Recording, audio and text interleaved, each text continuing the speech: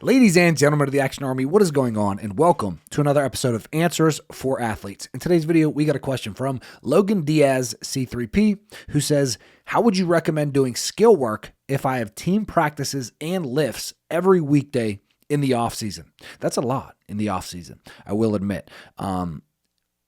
So 5 days a week of lifting and 5 days a week of team practices, and you want to do skills training on top of that.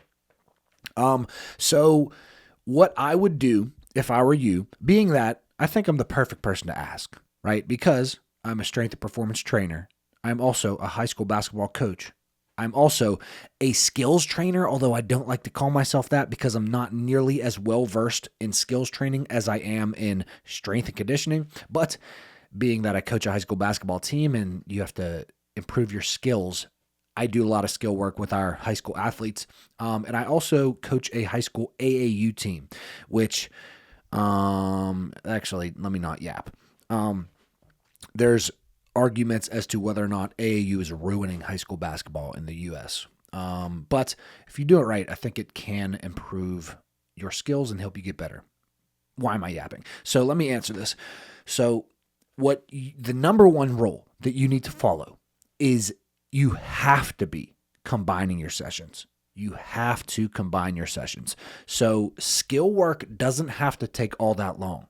I went to a pro trainer school in Las Vegas. I went to see PGF Performance. I thought it was a strength and conditioning convention type conference type thing, but it was not. PGF Performance was literally the only speaker that had to do with strength and conditioning. The rest was just straight skills trainers, college coaches, etc. So it was still beneficial for sure. But my whole point is, there was a trainer who trains NBA athletes who says, my skill work never goes over 45 minutes.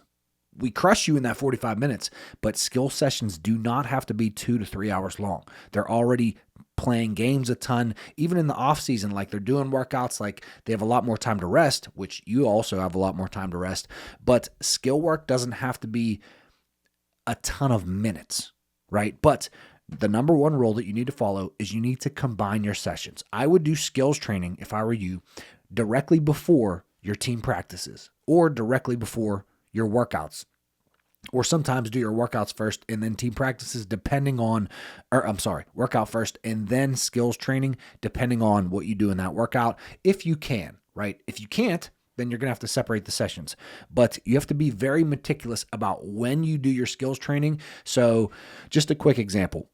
I would do, like, you could start out, warm up with your stationary handles. Then you could do, your spot shooting, whatever you're going to do. Then you could get into, game scenarios or whatever other skills training that you're going to do. Get a good sweat as Kobe would, right? Kobe often did skill work right before he played NBA games.